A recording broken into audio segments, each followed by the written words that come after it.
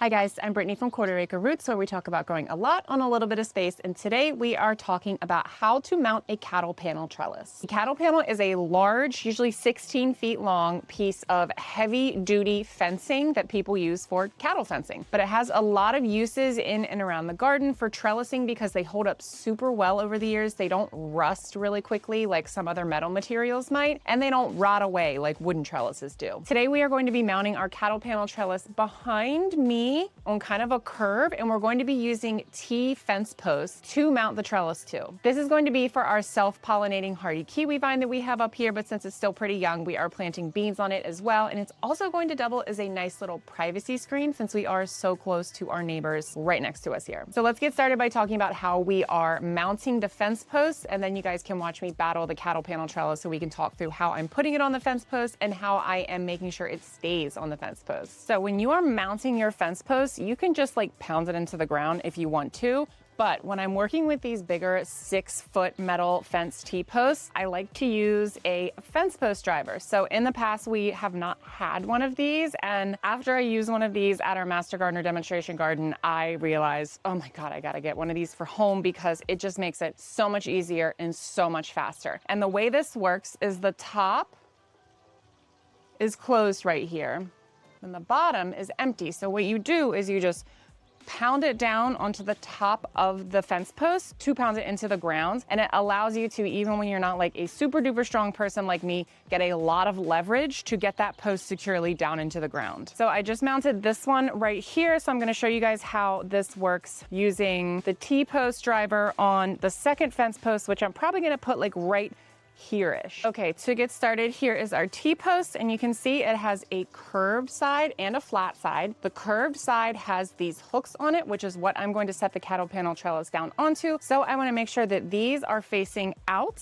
because I do wanna have a little bit of a curve around the side of our patio for that trellis to kind of follow the curve of the patio. So I wanna make sure I have the curve edge out for when I put that trellis onto it. Now I do have the benefit of being higher than the ground here since I'm up on the patio. So I'm gonna place it right next to this kiwi vine here. And then it's kind of awkward before it gets secured it all on the ground and you're just kind of holding it. It would be nice to have a second set of hands if you have them just to kind of hold it in place to get it started. But I was able to do the other one, so we're gonna try with this one as well. All right, so we're gonna get it down on. You can see it's down on here. And then all I'm going to do is that.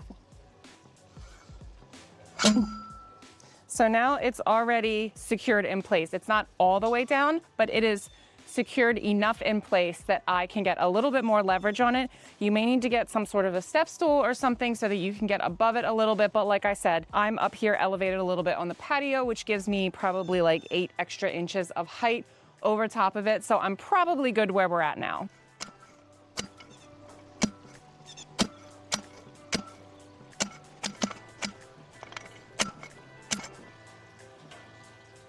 All right, we're all set.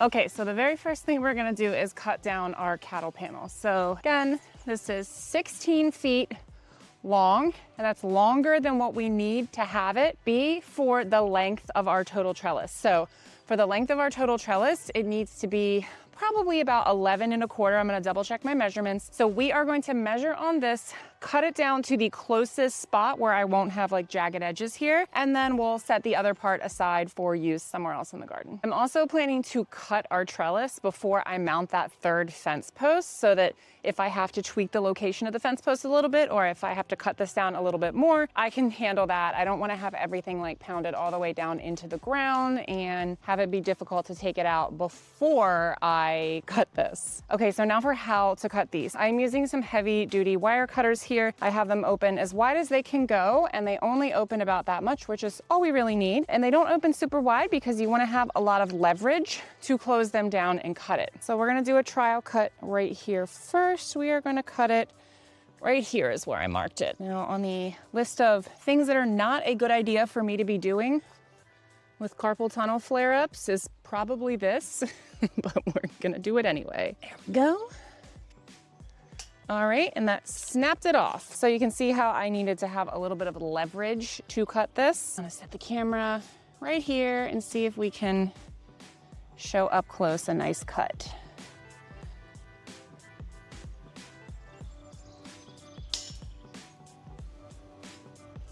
Here we go. So we're starting to see it cut apart here. So I'm just gonna go down this whole line and then we'll be able to work with that.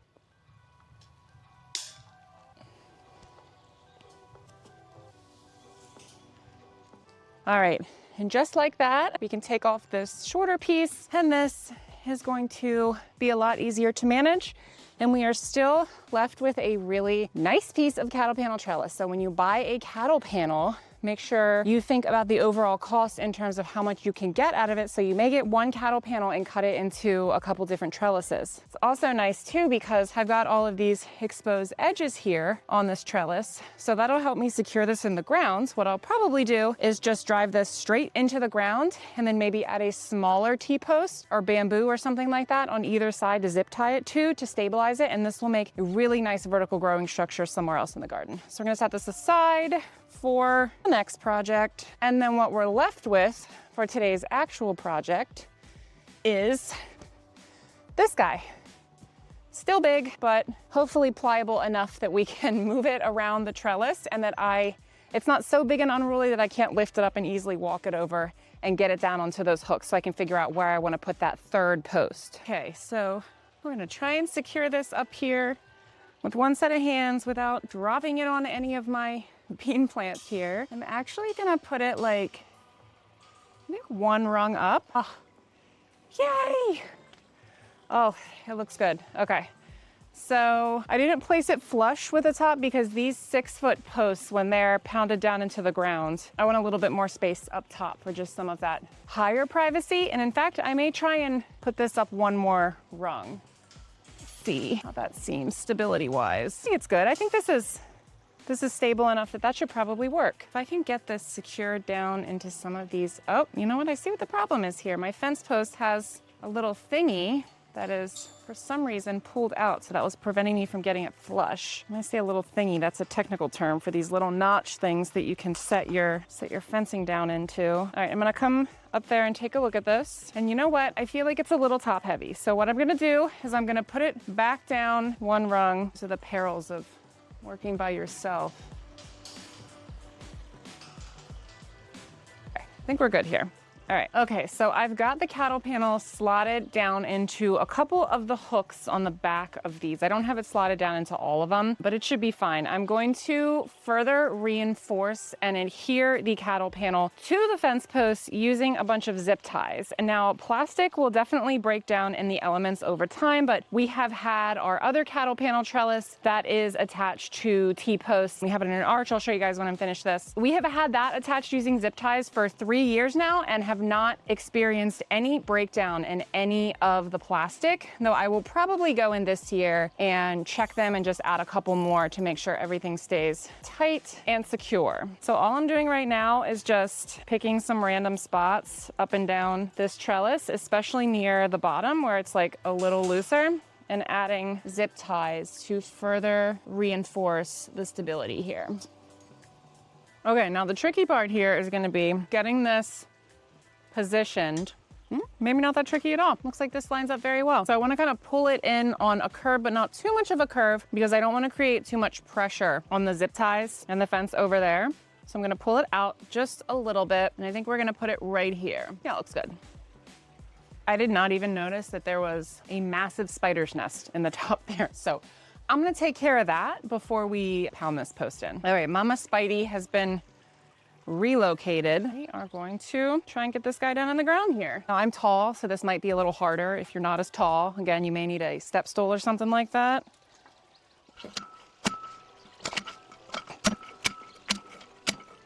All right, now the moment of truth. See if I can get this down into these hooks. And this one's gonna be a little bit more important to get down into those hooks because when you turn the cattle panel a little bit, it's creating a lot of pressure on that side. So what I'm gonna do, some of these hooks are a little bit tight. So I'm gonna take this under the hammer and pry them out just a little bit so that I can set this panel down in and then pound them back into place. So just like you would pry a nail out, put this in, pry it out a little bit so that we can try and get it into as many of these as possible. Let's see what we can do here. All right. How many did we catch? We caught quite a few. Perfect. Awesome. Okay, now these are kind of pulled out a little bit, so I'm gonna use my hammer to just gently pound them back in a little bit. Check if that's creating too much pressure over here, and I think it looks good, so we're gonna add some zip ties.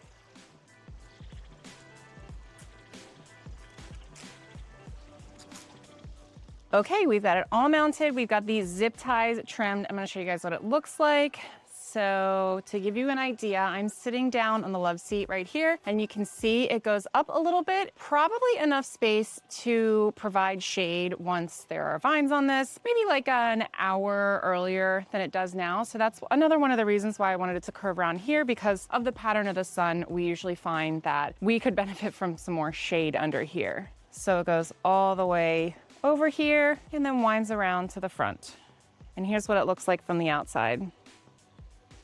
So the nice thing about using these T-posts and a cattle panel is that if we decide that this just isn't working for us this year, or it's not working for the plant that we put it here for, which is the hardy kiwi vine, but we've got beans on it this year, and of course the hardy kiwi vine until it gets a little bit bigger. If we decide that it doesn't end up working for us or for that setup, we can easily just take it out and try something else next year. So it is a very easy solution to mix and match with and to revise it if you need to in the future. Okay guys, and after I finished filming this video and I was editing it, I realized that I actually have already found a use for the little piece of the cattle panel trellis that I cut off. It's the perfect size for my black raspberry canes up here. So what I ended up doing is, just like I said I was planning to do, I drove the pointy ends of it where I cut it off down into the soil, and then I added 2 shorter T-posts and just zip tied them in place to make this really nice wall of black raspberries. So I'll probably have to trim down these black raspberries somewhat because they are going to outgrow this at some point. A little bit of outgrowing isn't too bad because I could just weave some of these canes back down in, but this is a great use for the piece of the panel that I cut off, and I think it's a really pretty addition to this little berry walkway. So this side we have our blackberries, and then this side we have our black raspberries. And before we wrap up here, I wanted to show you guys our arch trellis with the cattle panel. So not the one that we're walking in now, that's another trellis in the backyard. This is our cattle panel arch trellis. We have got green beans planted down it right now. We use this for sugar snap peas earlier in the season and occasionally in the fall. And this one has a similar mounting mechanism. So when we put this one up about 3 years ago, we put smaller T-posts in the bottom. I think these are like 3 or 4 foot T-posts. And then we did not cut this one down. We just bent it into an arch, which I definitely would recommend being a 2-person job because it gets very unruly. And then we came in and zip tied it in place all the way down. And we have had 0 issues with this. Zip ties have held very well. Of course, since it's wedged in between these 2 beds, that helps as well. But I will throw up a couple pictures of how beautiful this looks when we're like toward the end of summer and it's covered in beans or tomatoes or cucumbers or whatever. So we've got pole beans on either side, but then I've also got cucumbers growing in this bed too. And I find that sometimes the cucumbers will jump over and start growing up this trellis. So a really fantastic use of our vertical space here. We are essentially growing in all of the beds and then along the edges and growing up. I also threw some of my extra pole tomato plants in here this year because I'm hoping that I can have them grow up the side here. And if I keep on top of pruning them, then we can maximize that space even more. So a cattle panel is going to be a great option whether you are looking for something that is flat or curved or an archway. It's just super versatile. I love using them all around the yard. So I hope you guys found this helpful if you are looking for more vertical growing solutions in your smaller growing space. Until my next video, happy planting.